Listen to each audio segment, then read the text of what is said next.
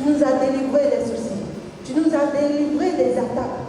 Et aujourd'hui, nous venons à ta maison. Oh, Jésus-Christ, par ces autels d'offrande. Oh, Jésus-Christ, nous t'apportons nos offrandes, notre reconnaissance pour tout ce que tu as fait pour nous. Seigneur, nous avons apporté peu, mais cela contribuera pour l'avancement de ton œuvre, nous le croyons. Merci, Seigneur, de nous bénir en semaine, Seigneur. Seigneur, regarde tout ce que nous t'avons apporté. Et en retour, bénis, nous sanctifie nos poches, nos finances. Et que la gloire de ton nom soit bénie. Merci, Jésus.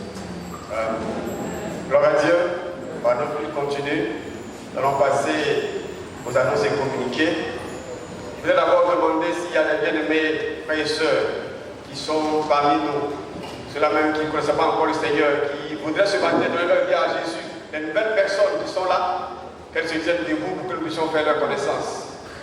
Ce matin, tu veux faire le culte avec nous, tu n'es pas chrétien, tu n'es pas chrétienne, tu veux donner ta vie à Jésus, lève-toi pour que nous puissions te saluer. Donc là, il y a un bien-aimé frère qui est là.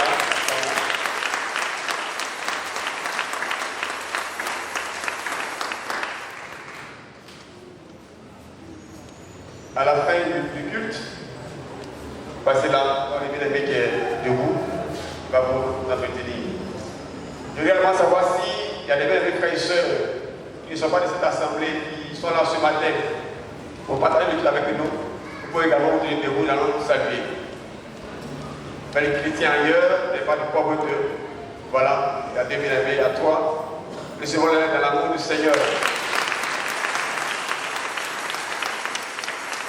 Soyez bénis, que le Seigneur vous bénisse. Sentez-vous libre dans la maison de votre Père et que la gloire revienne au Seigneur. Alléluia. Comme communiqué, nous avons deux.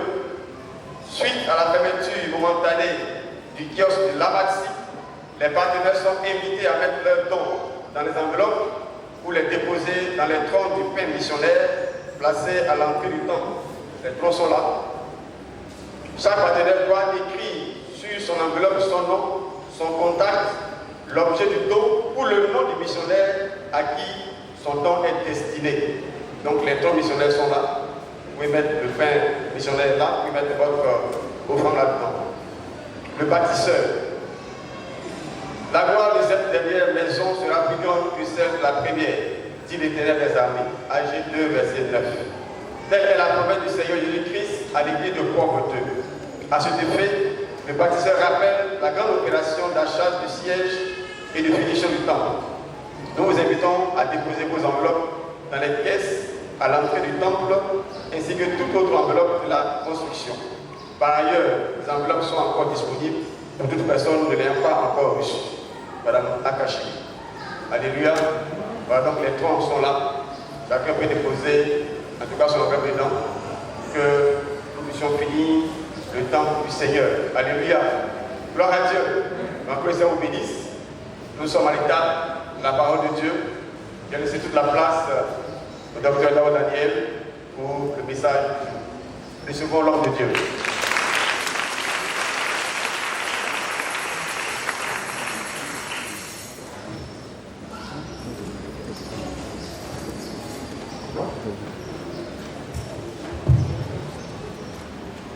Alléluia. Alléluia. Voilà. Est-ce qu'on peut se tenir debout?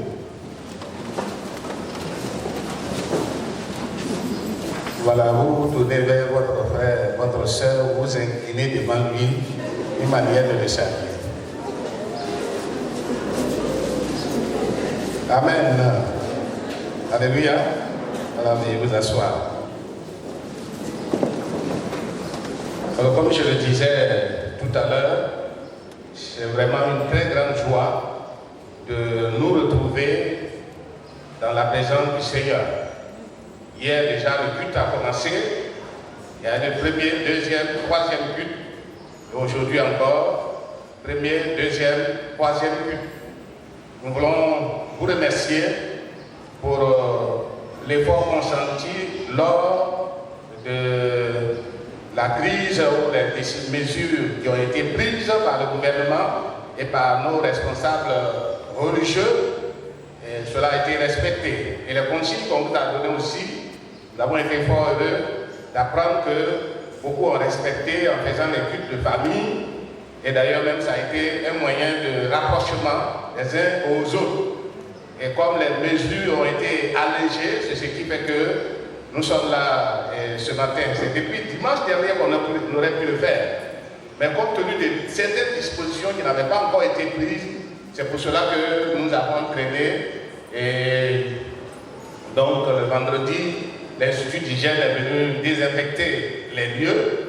Et même hier encore, les frères sur place ayant été formés encore passer une couche. Alors donc pour que réellement vous puissiez être en sécurité, comme on peut le dire. C'est pour cela que nous faisons tous ces efforts. Mais ce matin, c'est une joie de pouvoir partager encore la parole de Dieu avec vous. Comme je le disais tout à l'heure, les autres fois, c'était des choses arrangées qu'on vous donne. C'était tout fait. Mais là, c'est en direct. C'est bon, vous prenez. Pas bon, vous prenez comme ça. Alors que le nom du Seigneur soit béni. Nous voulons dire merci aux techniciens qui, pendant tout ce temps, ont fourni de gros efforts et de pouvoir vous transmettre les cultes ou les messages. En tout cas, il faut les approcher, il faut vivre près d'eux pour savoir que vraiment ils souffrent, mais que le Seigneur les bénisse. Amen. Alors nous allons lire un passage dans toujours Genèse, au chapitre 35. Genèse 35, verset 1 à 7. Si JB pourrait venir me lire ce passage. Genèse 35, verset 1 à 7.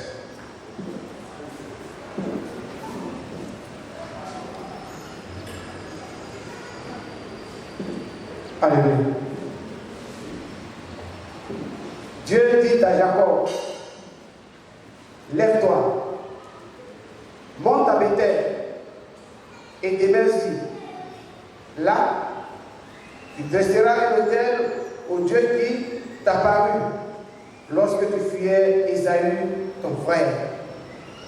Jacob dit à sa maison et à tous ceux qui étaient avec lui, ôtez les dieux étrangers qui sont au milieu de vous, purifiez-vous et changez de vêtements. Nous nous lèverons et nous monterons à Bethel. Là, je dresserai l'autel au Dieu qui m'a exaucé dans le jour de ma détresse et qui a été avec moi pendant le voyage que j'ai fait.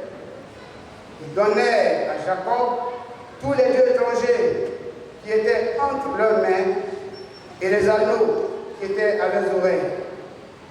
Jacob les enfouit sous le térébinthe qui est près de Sichem. Ensuite, il partit. La terreur de Dieu se répandit sur la ville qui les entourait, et l'on ne poursuivit point les fils de Jacob. Amen. Alléluia. Que le nom du Seigneur soit béni. Bien.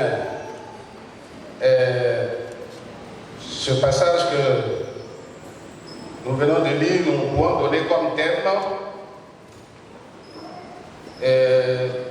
la nécessité de la restauration de notre famille. Et ce passage que nous venons de lire nous parle de Jacob. Jacob, il nous a parlé ici de sa famille.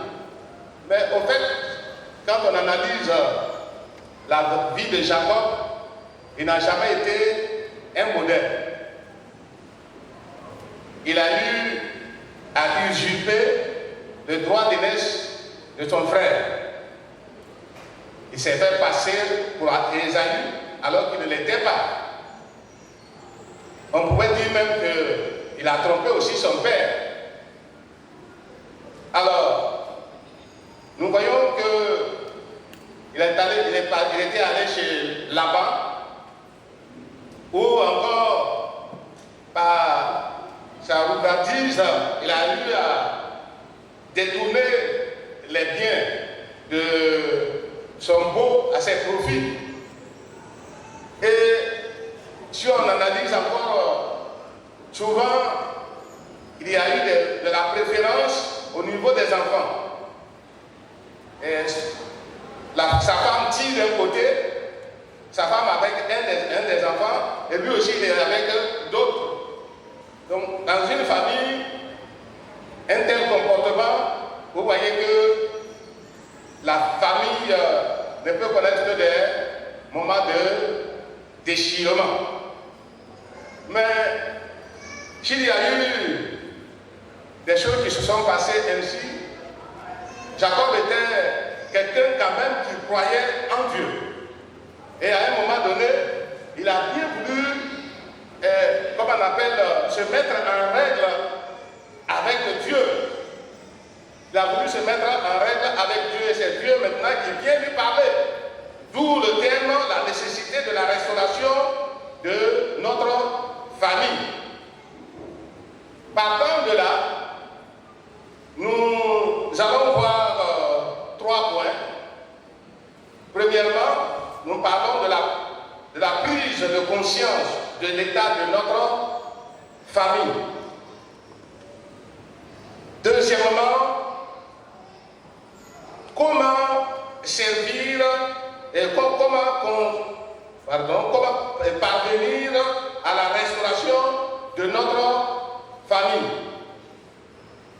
Troisièmement, les avantages d'une famille restaurée et nous en tirerons une conclusion. Dans ce passage donc avec Jacob, il était donc question premièrement de la prise de conscience de l'état de notre famille. Et au verset 2 du passage que nous avons lu, Jacob dit à sa maison et à tous ceux qui étaient avec lui, ôtez les dieux étrangers qui sont au milieu de vous et purifiez-vous et changez de vêtements. On voit là une prise de conscience. Prise de conscience dans ce sens que les enfants de Jacob, chacun avait son Dieu. Et vous lirez, quand vous lisez la Bible, quand c'est écrit par D minuscules, il n'est pas question du Dieu qui est grand. C'est les dieux petits, les objets, les rivières, les montagnes. C'est ça qu'on écrit Dieu. Et les enfants de Jacob avaient chacun son Dieu. Et non seulement il y avait toutes sortes de comportements, bon, comme on peut dire la dépravation, le désordre, la vie de désordre.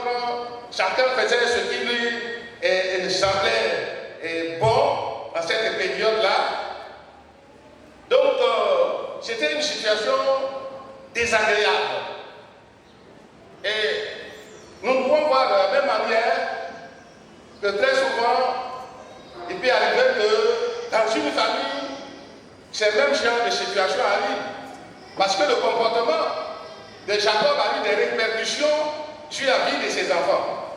Et il peut arriver aussi que le comportement d'un père de famille qui se dit chrétien, croyant, mais son comportement laisse à désirer. Si on peut voir si vraiment c'est un bon chrétien. Et vous savez que les enfants et toute la famille nous regardent comme un miroir, comme la première Bible.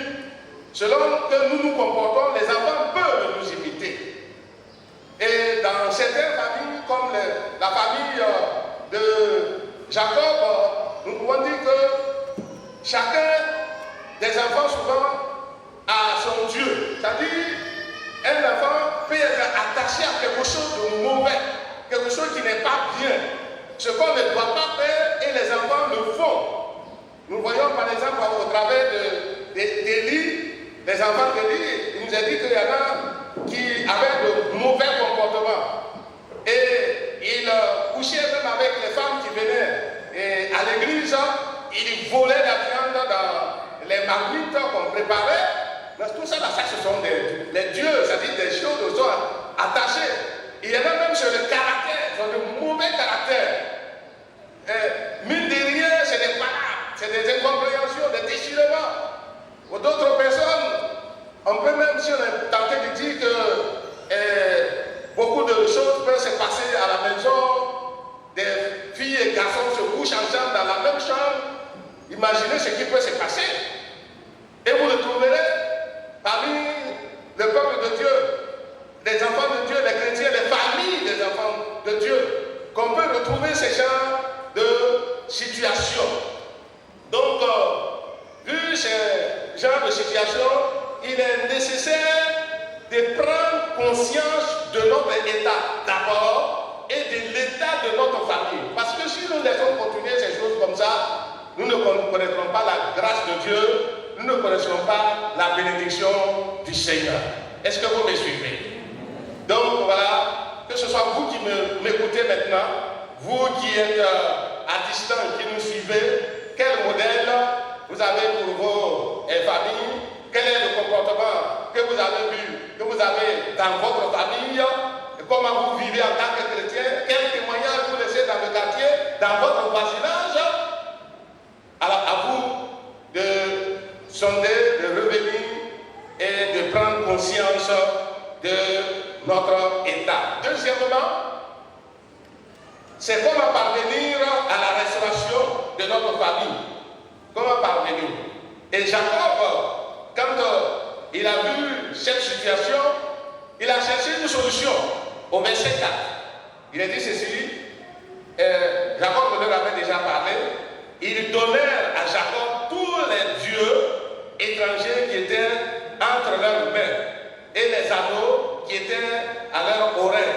Jacob les enfouit sous le télégonte qui est près de Sichem. Voilà.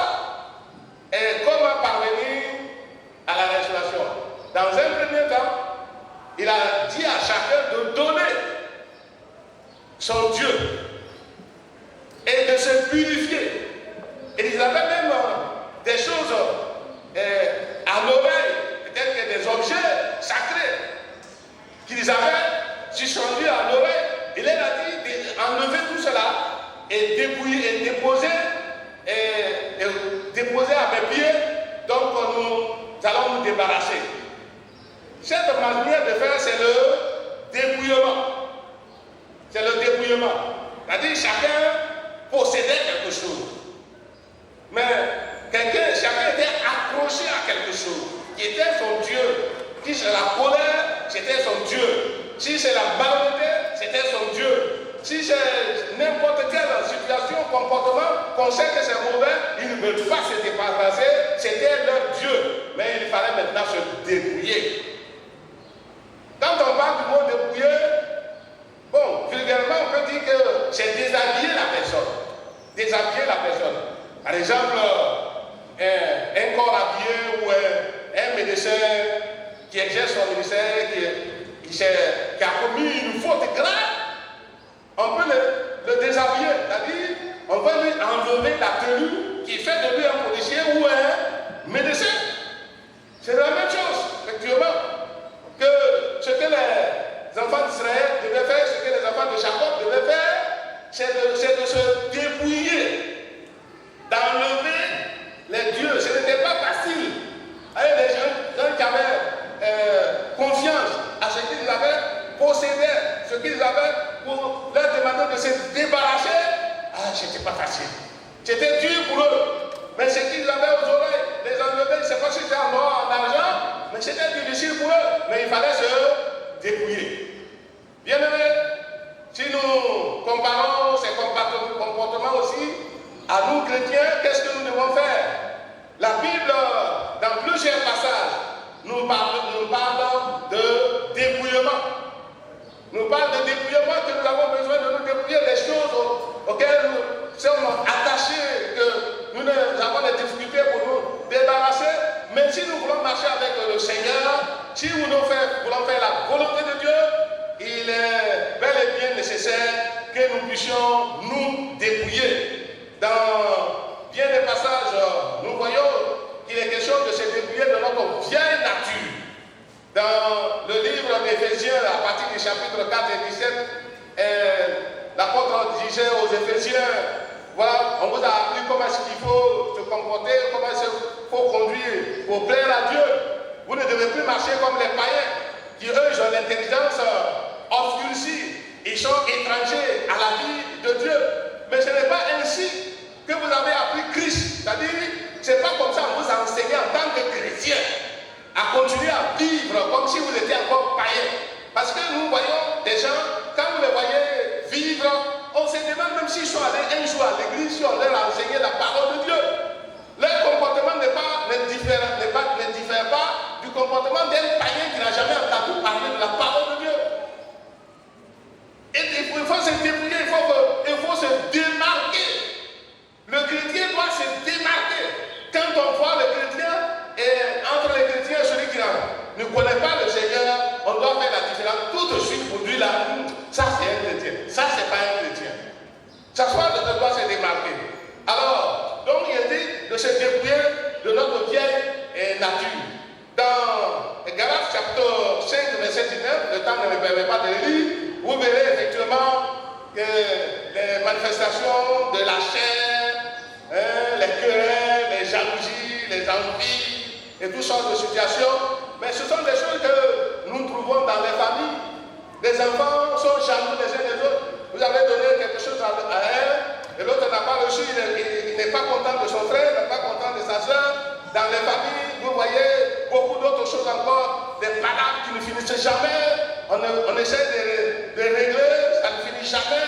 Mais pas mal d'autres choses. Et puis, quand ils sont décidés pour faire quand ils ont des problèmes, des incompréhensions entre eux, c'est difficile à régler. Très souvent, je le dis, que pour régler un problème entre un païen, avec un païen, c'est beaucoup plus facile que de régler un problème entre chrétiens. Même si c'est un couple chrétien que vous allez vouloir régler là. Quand vous allez parler, l'autre aussi, il est aussi écrit à quel endroit. Et puis, ou bien, va me dire, c'est pas le pasteur que tu vas aller voir. Même si c'est le principal, il va aller le voir. Il va me faire voir. C'est pas ça? Donc voilà, il y a autant de situations. C'est la chair qui domine, on ne peut pas pardonner. On ne peut pas laisser tomber. Donc, quand c'est comme ça, là, on détient ça comme son Dieu. Des enfants qui ont des comportements vraiment dans la maison, vraiment, c'est difficile. Il y en a qui sortent, qui rentrent tard, qui ne respectent pas les règles qui sont données. Il y en a qui boivent, il y en a qui se livrent à la drogue, il y en a qui vivent dans l'impudicité, dans l'adultère. Mais des enfants de Dieu, des chrétiens, il y en a qui sont dans les cybercafés, qui font beaucoup de choses qui ne sont pas bien. Mais autant de choses, bon, j'en passe. Bien-aimés, donc dans Colossiens 3, 5, il y a beaucoup de choses qui nous sont racontées dans ces choses. Mais je passe là-dessus pour dire que deuxièmement, premièrement, ils se sont dépouillés. Alors, bien-aimés, que le Seigneur nous aide. Certainement, avant la situation de crise que nous avons connue, dans les familles, beaucoup de choses se sont passées, mais Dieu a permis. Heureusement, nous avons donné comme terme qu'au milieu d'une génération perverse et corrompue, alors, par le Saint-Esprit, sauvons la famille. Et Dieu avec eux, brusquement, en même temps, vous avez été coupé de l'église et vous vous êtes retrouvés, monsieur, madame, les enfants. C'est une leçon, hein? Bon, si c'est moi qui devais vous enseigner, j'allais faire tellement de gymnastique. Et il faut faire quoi? Conférence ou il faut faire quoi? Bon, allez, directement. Vous avez été premier pasteur de la maison. Monsieur, tu ne prêchais pas. Je t'ai dit de prendre, non, tu ne prenais pas. Tu as pris, non? Tu as prêché, non? Madame, tu as prêché? Les enfants, vous avez dirigé la réunion. Vous ne vous parlez pas. Vous vous êtes parlé, non? Les parents qui étaient là, vous avez réglé beaucoup d'autres choses encore. Que le nom du Seigneur soit béni. Voilà autant de réalités. S'il y en a encore des choses, il faut que la situation soit réglée. Il faut avoir une vie de renoncement. Quand on s'est dépouillé, il faut renoncer, il faut se retirer, il faut abandonner.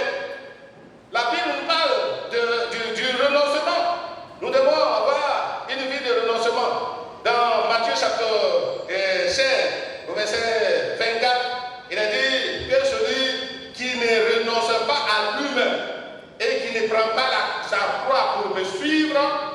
peut être mon disciple. Voulez-vous être vraiment apprécié du Seigneur? Voulez-vous être aimé du Seigneur? Voulez-vous être appelé disciple du Seigneur?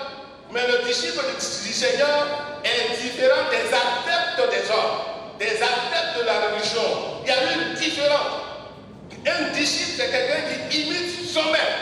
Mais le maître qui mérite d'être imité, c'est notre Seigneur Jésus-Christ. Alléluia. Il a vécu comme nous sur cette terre, sans péché, et il nous a enseigné comment nous devons nous comporter pour apporter bien des victoires. Alors, donc, débrouillons-nous. Troisièmement, nous voyons maintenant les avantages d'une famille restaurée. Les avantages d'une famille restaurée. Donc, quand nous lisons à partir du verset 5 à 7, nous allons terminer cette partie. 5 à 7, il dit ceci. Ensuite, il partit, la terreur de Dieu se répandit sur les villes qui les entouraient. Et on ne les poursuivit plus, les fils de Jacob. Jacob arriva, lui et tous ceux qui étaient avec lui, à Luz, qui est Bethel, dans le pays de Canaan. Il bâtit là un hôtel et il appela ce lieu El Bethel, car c'est là que Dieu s'était révélé à lui lorsqu'il fuyait son frère. Voilà la restauration. Quand il y a eu restauration, maintenant, il a bâti des hôtels, il y a eu la présence de Dieu qui s'est manifestée. Et une famille qui est restaurée, qu'est-ce qui va se passer? C'est la communion qu'on établit avec Dieu. La communion qu'on établit avec Dieu. Et cette communion qui est établie avec Dieu, c'est par la prière.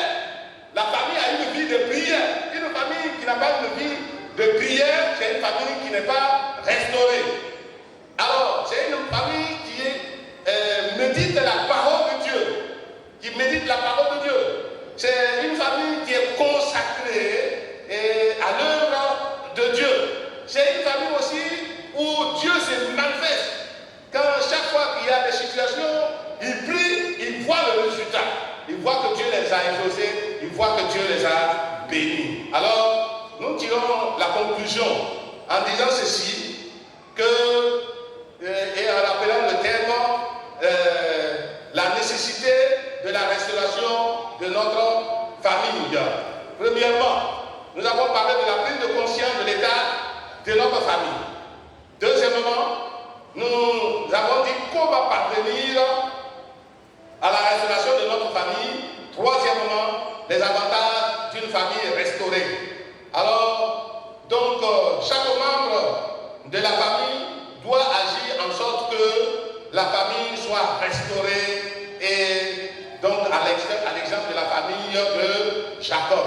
Donc, dans la famille, chacun doit jouer sa partition.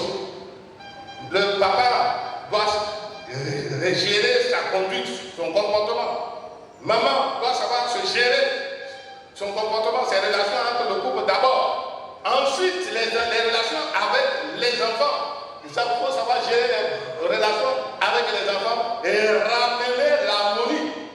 Alors, si la main est chine, vous voyez, une famille est restaurée, vraiment tout le monde est épanoui, tout le monde est heureux. Que le Seigneur vous bénisse. Alors, on va prier. Vous allez vous prier. S'il y a des manquements quelque part, je vais demander, personne n'est exempt de cette situation. Prions ensemble le Seigneur pour votre famille. Si la restauration est faite, rendez gloire à Dieu. S'il n'en est pas ici, demandez au Seigneur comment il faut le faire. Alors des éléments vous ont été donnés. Prions ensemble.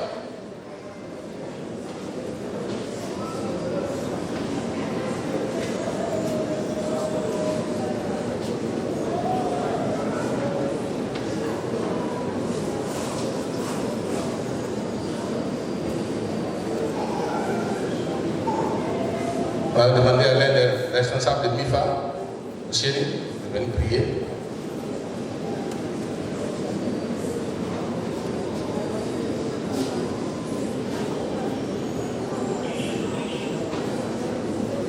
Seigneur, tu es gloire, Dieu Tout-Puissant. Tu es éternel. Et en toi, il n'y a aucune des variations.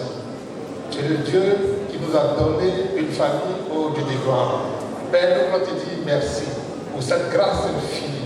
Et tu nous as donné, éternel mon Dieu, mon roi, l'opportunité d'être une famille, d'avoir une famille, de gérer une famille, Seigneur éternel mon Dieu, mon roi. Père, tu es le Dieu de la restauration. Tu as été celui-là qui a restauré la famille de Jacob. Nous savons, Seigneur éternel mon Dieu, que Jacob était un homme comme nous, avec ses faiblesses, avec son caractère, son comportement, Seigneur éternel mon Dieu, mon roi. Mais tu n'as pas regardé à toutes ces faiblesses, Seigneur, mais tu lui as donné un cœur repentant, afin qu'il puisse, Seigneur, se repentir, lui et sa famille, se dépouiller de leur vieil homme, afin de revêtir le nouvel homme, Seigneur éternel, mon Dieu, mon roi. Père, nous te prions que en ces moments, Seigneur, donne-nous, Seigneur éternel, mon Dieu, de faire comme Jacob, de reconnaître, Seigneur éternel, mon Dieu, que nous avons besoin de toi, éternel, afin que nous soyons, afin d'être une famille heureuse, une famille unie, une famille prospère, une famille qui reflète Christ au Dieu des gloires. Donne-nous, Seigneur, la force d'entrer en nous, comme David, comme Jacob a pris la décision éternelle de se débarrasser de ces dieux qui n'apportaient rien, Seigneur éternel, mon Dieu, mon roi. Nous avons aussi la colère, le ressenti, Seigneur éternel, mon Dieu, l'amertume, la vengeance, la frustration à nous, Seigneur éternel, mon Dieu, mon roi.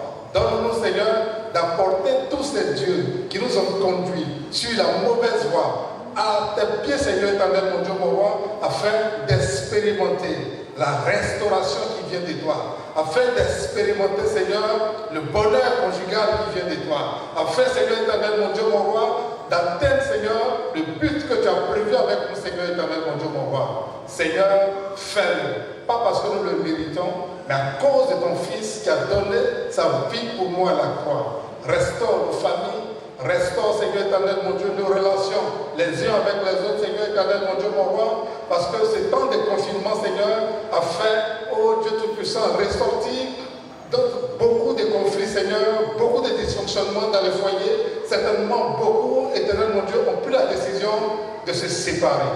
Et Seigneur, tout est possible avec toi. Agis, Seigneur éternel, mon Dieu, mon roi, dans leur, Seigneur, de revenir de leurs mauvaises décisions, Seigneur, afin de s'humilier au pied de ta croix, Seigneur, afin que le vent de restauration qui a visité la famille de Jacob, qui a restauré la famille de Jacob et qui a fait que la famille de Jacob est devenue une famille victorieuse, une famille unie, une famille, Seigneur, à laquelle tu as tiré gloire, Seigneur éternel, mon Dieu, soit notre partage également, Seigneur. Nous t'implorons, Seigneur, agis et manifeste-toi dans le nom puissant de Jésus. Amen. Amen. Gloire à Dieu. S'asseoir. Voilà, notre culte tire à sa fin. Nous croyons bien que ce message a fait du bien. Nous bénissons le Seigneur pour son serviteur qui est resté conduit par le Saint-Esprit, qui nous avait suivi. Nous croyons que ce message a fait du bien, que ce message a fait du bien. Chaque dimanche, à partir de 9h, notre culte continue. Il sera transmis en direct. Vous pouvez suivre à la maison afin que cette parole de Dieu et que le message qui a été prêché puisse vous faire du bien, vous amener davantage à vous attacher au Seigneur. Alléluia. Que le Seigneur nous bénisse. Notre culte est à sa fin. Lorsque nous avons fini tout à l'heure, nous sortons par rangée et par derrière. La première rangée à ma gauche, après la deuxième rangée, c'est de suite donc rester assis. Parce que chaque rangée puisse sortir dans le temps que le culte qui va suivre puisse commencer dans la discipline.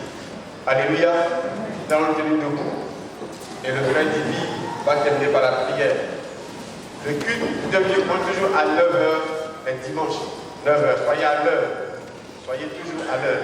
Il y a une possibilité de venir jusqu'à 30 minutes de retard, mais je ne souhaite pas venir en retard. Soyez à 9h à l'heure au culte. Que le Seigneur vous bénisse.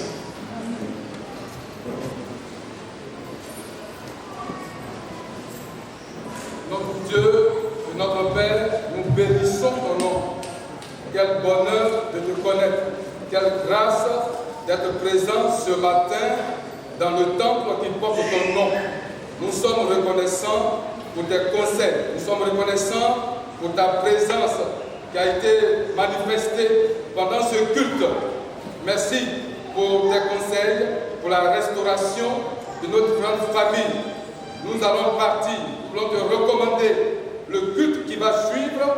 Nous voulons également te recommander la semaine que nous allons passer, afin que, Seigneur, sous tes regards bienveillants, nous puissions nous retrouver ici encore le dimanche prochain pour bénéficier de tes conseils. Nous bénissons ton nom pour les bienfaits que tu nous as accordés en ce jour. Que toute la gloire et la gloire te reviennent au nom puissant de Jésus-Christ.